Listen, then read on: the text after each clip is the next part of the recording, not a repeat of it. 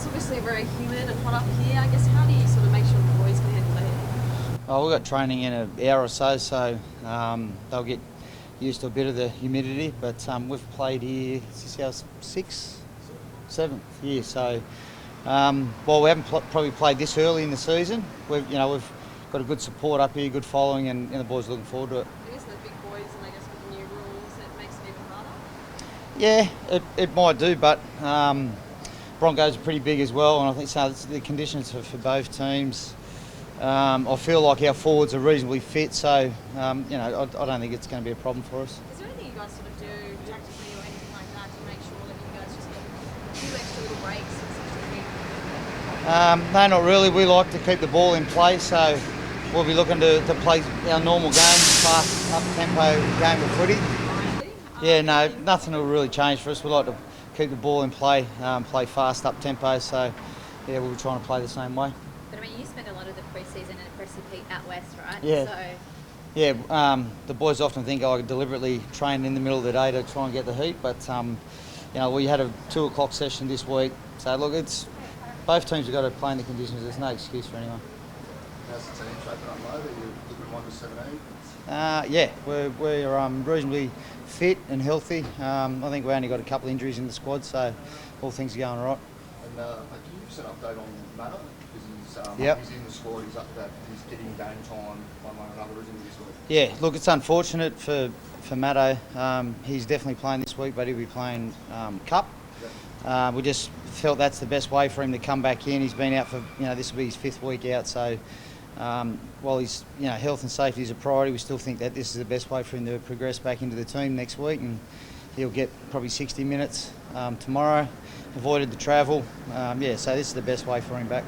How's he travelling mentally? Because this isn't the first time he's had those concussion issues. And it can knock you around. This is a different type of injury. It is, and that's why we made sure that he was 100%. A soft tissue injury, you can play him at 80% or 90%, or a collision injury, but not with his head. We need to make sure he's 100%. He bounced in on Tuesday, ready to go, and that's the most confident I've seen him, and you can usually tell with his body language, and so I knew he was ready to play.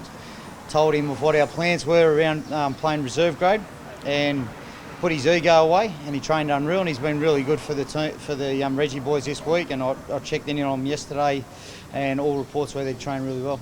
just with Matto's concussion history, not only as his coach but as a father too, as a father of a son who plays footy, does it worry you when you see him cop those head knocks? Well, it's why we took the real cautious approach. It was a nasty incident that happened to him, and he's had a history of them. So, look, I'm all for the boys playing tough and getting out on the field.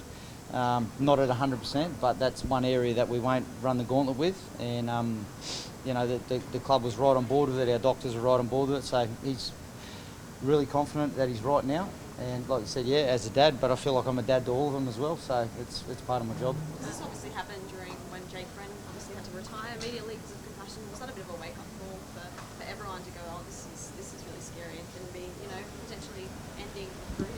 Yeah, look, I don't know if it had anything to do with the Jake Friend incident, but it is an area that the NRL's taken seriously, and we as a club are taking it seriously. So I'll keep saying the same thing. It's about his health and safety, and at the moment his health is good, and he's nice and safe playing this week. With the NRL because you guys being involved at the Anzac Clash?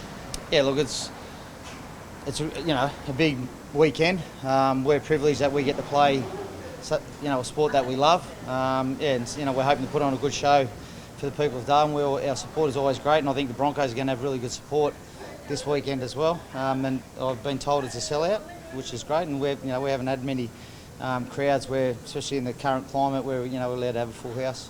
And we're hearing that a player involved in a sex tape scandal could receive punishment from the NRL. What have you heard about that, or what are your thoughts on that? Is that pretty likely?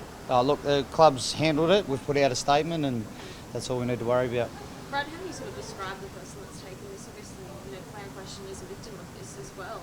Is it upsetting for you to see that player go through this? And I guess what's the sort of description for you for the person that took it and potentially shopped it around? Yeah, look, the club's handled it. We just need to move on, and the boys are really strong about getting a good performance out this week.